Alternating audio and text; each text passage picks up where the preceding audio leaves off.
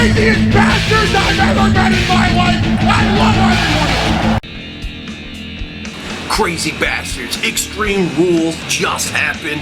AJ Styles was so goddamn close, but we got the return of Seth Rollins taking out Roman Reigns in the end with the pedigree, which, yeah, that felt pretty goddamn good. Although AJ Styles did not become victorious, capturing that WWE World Heavyweight Championship, which should have happened, but didn't.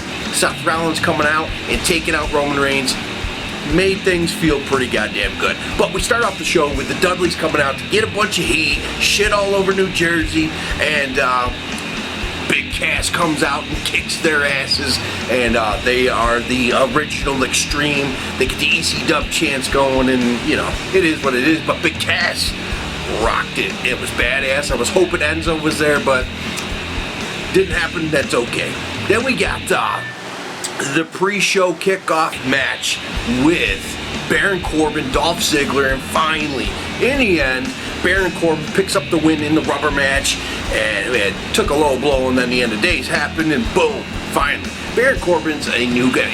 We're talking new era. New era is happening, so it's time for the new guys to come in. Yes, Dolph Ziggler is very good, but 5 years ago, we're getting pretty goddamn bored of the same thing, the storylines with him. So, we're moving on, you know what I mean?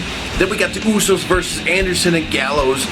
This is actually a pretty goddamn good tag match. Lots of action, and Gallows and Anderson take out the Usos in the end to pick up the win, and that is the right decision, and then that sort of paved the way to the end. You know, if these guys pick up the win, then, you know, it is what it is, but hey, whatever. Then Rusev versus Kalisto for the U.S. title, and yeah, they were really talking about this bad back thing, and yeah, Kalisto can bend backwards pretty goddamn, yeah, he looks like Gumby.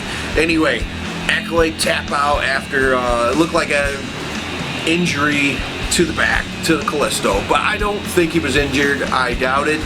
It's a possibility, but Rusev, crush. I like him being U.S. champ. Is this going to set up a good entrance for John Cena to come back and go back into a feud with Rusev? That would be alright with me, and that's cool.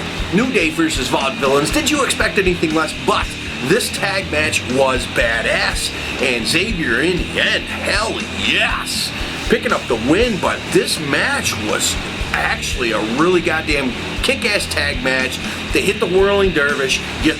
The crowd was sort of shitting on him. He didn't think that was going to happen, and it didn't. In the end, Kofi Kingston gave a little help, but it is what it is. And the New Day, they retain, and they deserve to because they're kicking ass. So guys, Fatal 4-Way match stole the show. Do you agree? Comment below. Holy shit. Owens, Cesaro, Zayn, Miz.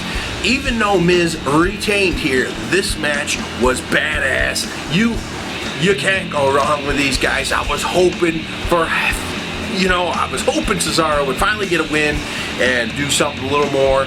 But then you're always hoping, you know, the Owens and Zayn could have carried that belt for a good year or so between a feud. Maybe one day. Miz, though, I will tell you what, Miz has turned it up. Miz is so much better than he was 2 years ago. Really digging his style, and yeah, Maurice definitely adds a little topping to that cake. So anyway, Miz does retain here, and that's okay with me. We'll see what happens next. Then we got Jericho versus Ambrose in the Sane Asylum, or the Ambrose Asylum, I mean. You know, alright match, but Jericho in the end, ouch, eating the tax. Oh man, it looked very painful. Dean Ambrose hits Dirty Deeds after the powerbomb to the tax, picks up the win. That's fine. And but following that Fatal 4-Way, it didn't matter who. You just weren't going to. Then Natty and Charlotte. Ric Flair, banned ringside. If he comes out, automatic disqualification. She's got to give up the title. But during this match, a pretty goddamn good match. Dana Brooke comes out, but you didn't know that exactly because Ric Flair's music hits, somebody backwards with a Ric Flair robe on, Ric Flair boots, hair, the whole shebang. Ends up being Dana Brooke. That distraction is enough for Charlotte to pick a victory here. And that's that. Whatever. Natty could have been a great transitional champion just to get into a new storyline, but they may have something else planned. I don't know. But Cody Rhodes says the WWE writers a little too involved with talking with the divas than coming up with good storylines. So we'll see what happens. Then Styles versus Reigns. Like I said, this actually was a pretty badass match. Reigns did add a couple new moves, so all the people that bitch about he's only got like one and a half moves or whatever.